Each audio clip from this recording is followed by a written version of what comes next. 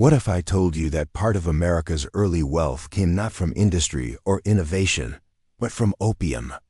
And what if the families who built modern America made their first fortunes from a drug empire? Most people think America's early wealth came from railroads, factories, and invention.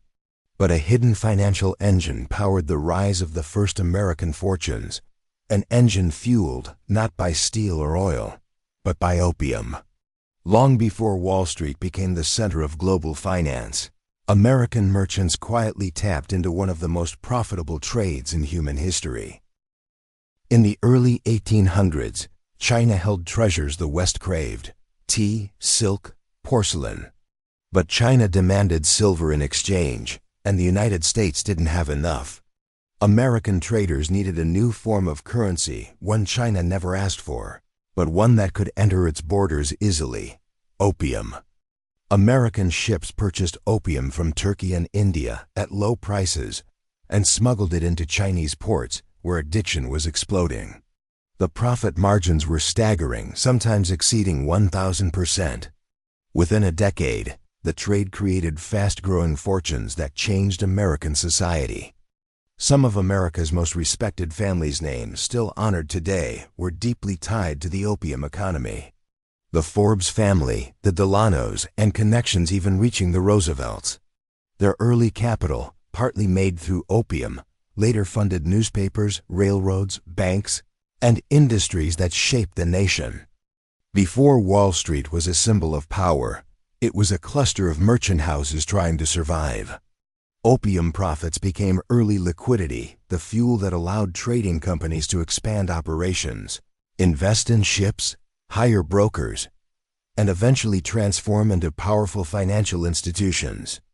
While American wealth increased, China paid the price. Opium addiction spread uncontrollably, destroying entire communities. Productivity collapsed, tax revenue shrank, and the Qing dynasty weakened from within. China repeatedly begged foreign traders to stop, but profit was stronger than diplomacy. When China finally cracked down, the West responded with warships. The Opium Wars forced China to open ports, surrender territory, and give enormous trade privileges to foreign powers. The global imbalance of wealth that still shapes world politics today began with these conflicts. By the late 1800s, as moral pressure grew, American merchants stepped away from opium, at least publicly. But the wealth remained. It had already been invested into universities, banks, newspapers, railroads, and industries that became pillars of American power. Today, America promotes a narrative of innovation and opportunity. Yet one of the earliest opportunities was a drug that devastated another civilization. The opium trade is rarely taught in schools, yet its financial fingerprints remain in American institutions, politics, and even global economics. American wealth did not rise from purity, it rose from advantage. And one of the first advantages was built on addiction, suffering, and the collapse of another empire.